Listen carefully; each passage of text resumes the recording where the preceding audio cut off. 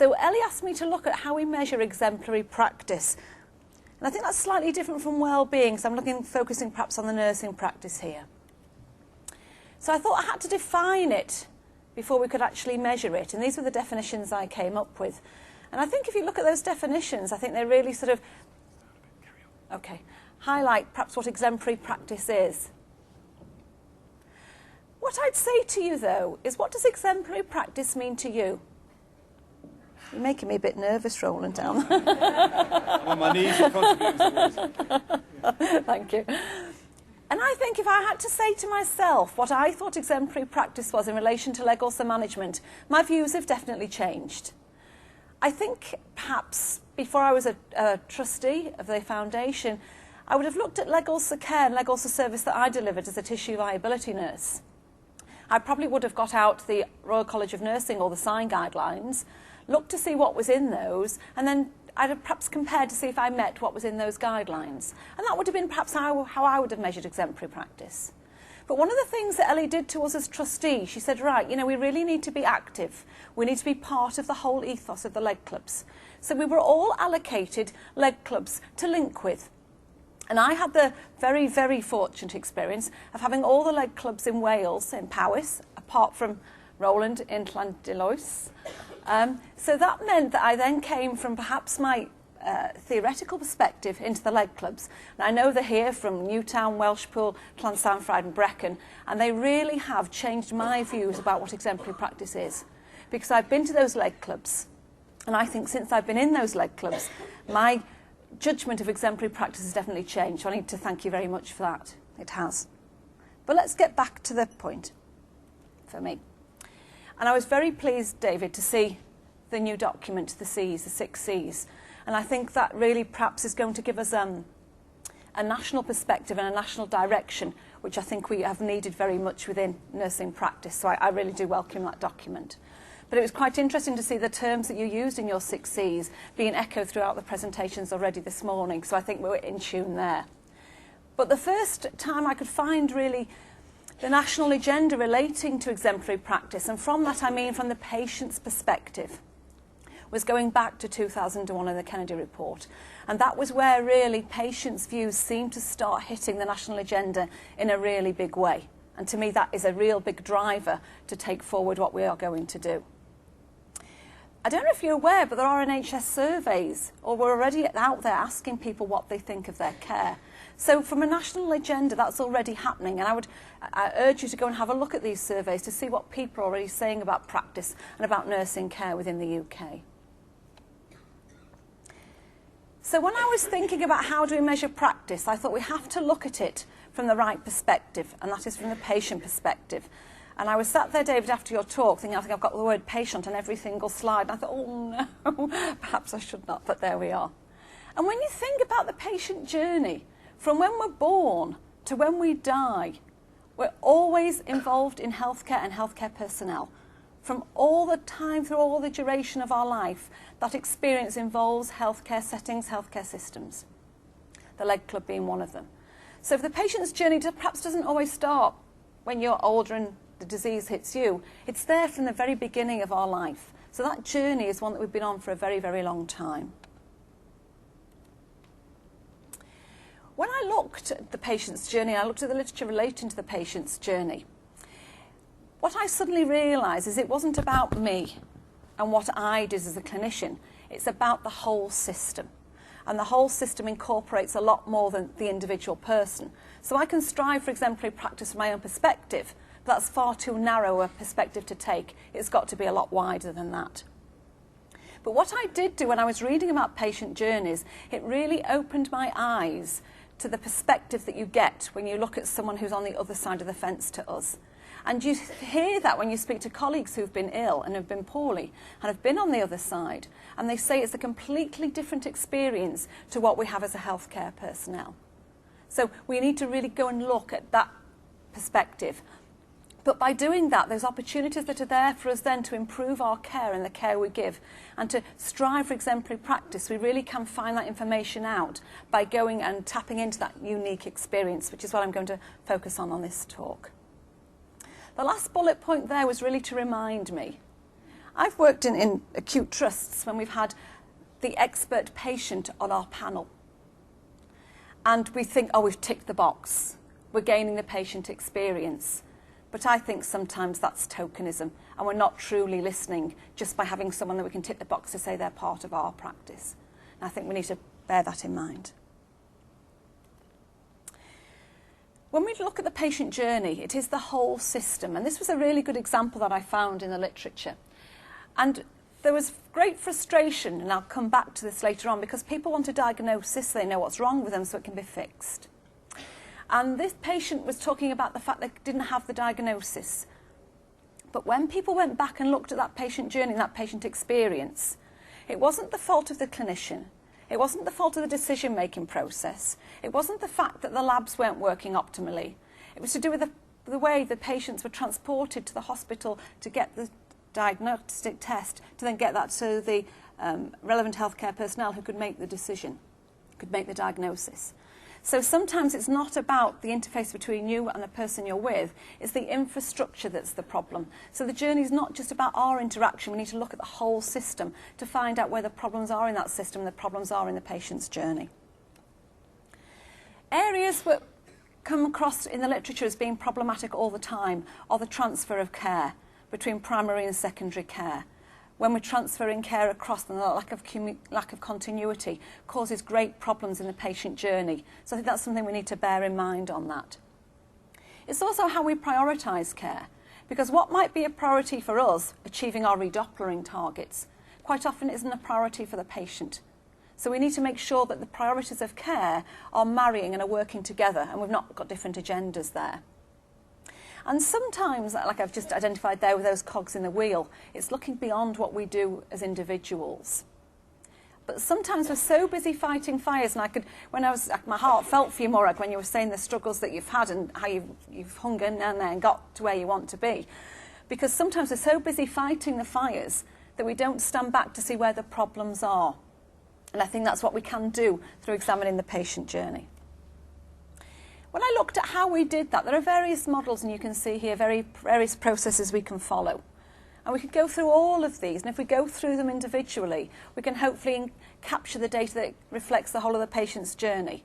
But I want to focus on the bottom bullet point there, how we can gain the understanding and perspective from the people that we're working with. The way to do that, and again it's been demonstrated beautifully already by the people that have spoke before me this morning, looking at questionnaires, focus groups, interviews, and shadowing. And I want to focus on shadowing as another way to add to what's been experienced this morning of how we can capture that information about patients' journeys and looking at our own practice. Again, we've already got national initiatives, we've got PROMs, we've also got PREMs as well. So people are looking at a national level at trying to assess practice and assess outcomes. So it's not just at an individual basis. This is becoming a whole new surge to take that on board from a national and also a local perspective. So again, go and have a look at the website and see what's been achieved and what's been examined already. In the BMJ, they publish patient journeys, and these are really, really interesting to read. And when you read them, it's normally a patient that's written into the BMJ about their experience of care. Then what the BMJ do then is they then go along to the doctor that was looking after that patient and said, this is what the patient thinks of their experience with you. What's your response to that? And that's really quite interesting to read, because you really do get two different views on a single interaction or a single experience. And I don't think sometimes before doctors have been aware what patients' experiences have been, and patients are not always aware of what the doctor's views are. And this really does give you the dichotomy. It gives you the two opposite views, but working together towards the same outcome. And they are really very valuable to read. A lot of them relate to us in wound care as well. There's a lovely one on living with a malignant melanoma.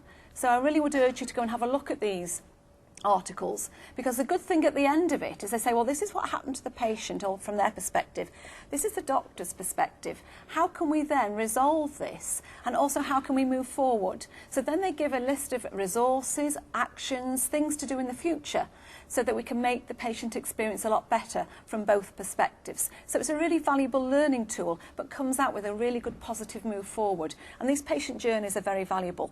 But I just want to take you through a few points that I found when I was reading about them. And it's going back to that diagnosis that I mentioned earlier. Sometimes we say we don't like to give patients diagnoses because we're labelling them. But sometimes if you give patients a label, it's easy to explain to someone else what's wrong with you. And it's easier then to know how to get treated. So that was a thing that came through from these journeys. People wanted to know exactly what was going on with them. I think the second bullet point is quite a lesson for me, really, because people come into leg clubs and we look and we think, oh, great, venous, straightforward, easy to treat, not like your Lady Morag. So when we see that, sometimes we automatically assume that it's easy, it's simple, it's plain, but for the individual, it's not easy, simple, or plain. And people are very embarrassed, and that's come through with what Dominic and Penny were saying about the situations they find themselves in.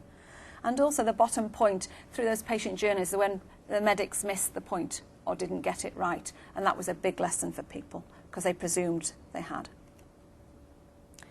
Again, this was mentioned earlier, and you can see that burden, and any of us that have been carers for our family are well aware of the burden it places on us. And the second bullet point, I think, has come across very much this morning. But these were lessons that people had learnt through sharing their journeys. But there was a positive one. And I think you see that, don't you? And I think that's been echoed in what's been said about the leg clubs this morning, about the mutual respect and admiration that we see within the leg club setting from the volunteers, the members and the nurses. Because without that mutual respect, those examples of practice wouldn't happen, and it's very evident when you go there. So if I go back now to the patient's journey, and this is where I perhaps would challenge, because we've got the academic research, we've got other things, but have we actually walked the walk with our patients in leg clubs? We all are aware of how marvellous they are, but I challenge the nurses in here and the volunteers and the members to perhaps walk the walk now to see if we actually can try and get a handle on what that actually means.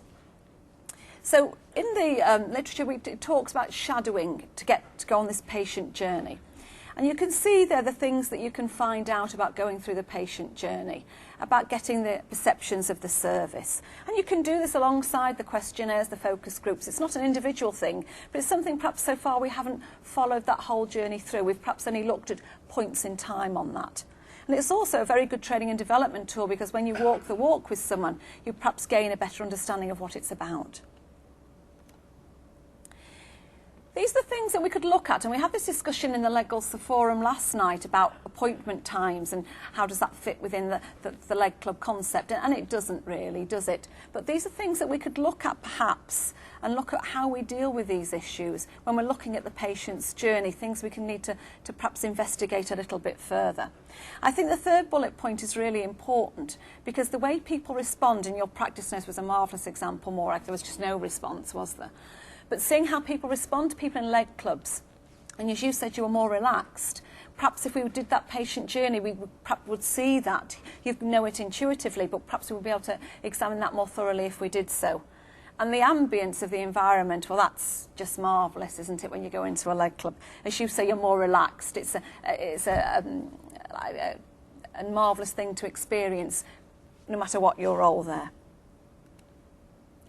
These are perhaps just good ideas or good standards of practice if we are shadowing, that we actually have a proper systematic way of doing this, that we don't just impose ourselves, but it's a proper piece of work that we do. We do it with the patient, we do it together, but people are aware of the expectations, so that we actually make sure that the process is systematic and sound. These are other bullet points here, and I thought these were quite good, because you think, well, I'm going with the patient on their journey, but what am I actually looking for? And I thought these bullet points are things that we can look at as we're going through the patient's journey, things we can pick up on. Perhaps then we can identify and try to capture what this leg club experience means. I thought that the steps are quite important there, because how many things do we do that actually don't add any value to that patient being in the leg club? We want to know what things we do that actually do add value. So perhaps by going through the steps, we might pick up things that are adding value, but we might also be able to say, well, this doesn't add value. So perhaps then we can say, right, let's have a look at putting this not part of that system, not part of that process. So we've only got the valuable things there and the things that add to that journey as our priority, or things that are part or integral in our care. And the delays. what's stopping and blocking, and Morag's examples of the blocks that she faced this morning. I think if we'd have done that and done that journey with you, Morag, we would have picked up those blocks as well you did. Once we've done the patient's journey, we've got the data, and as we've seen so far today, we have to do something with the data. And there are many ways that you can deal with the data, and these are just some websites, some processes that you can use to help you deal with that data that you've established when you've been on that journey with the patient. Because it's not just having it, we've got to do something about it after that. So if I go back to exemplary practice, I'd ask the question, are Lindsay leg clubs examples of exemplary practice? Have we examined them as such? Well, you've seen from this morning, we have done questionnaires, so we have done part of that shadowing experience or that method of gaining data, and I'll come on to that in a moment. We have had focus groups. We have had semi-structured interviews, but as I said to you, I would challenge you now and say, let's have a look at shadowing to see if we can look at shadowing as a way of picking up exemplary practice in our leg clubs. The members' questionnaire was done in 2010 by Michael Clark, our CEO, and these are just some of the bullet points here that I put up that came from that members' questionnaire. And again, we've seen this echo throughout the presentations this morning about what value people place on the leg clubs and the work that's done in leg clubs and the practice within leg clubs. And I think these are very, very strong statements here. So in conclusion, I think experience is going to give us a responsive service, and exemplary practice will be in that responsive service. So I really would urge us to look at what we do in leg clubs, and for those of us that aren't in leg clubs, in your own care. Look at what you do and see if you can have this responsive service that's based on exemplary practice. But personally, from going to the clubs that I go to in Wales, I think the leg clubs are examples of exemplary practice. And there we are, Cynthia, spreading the word.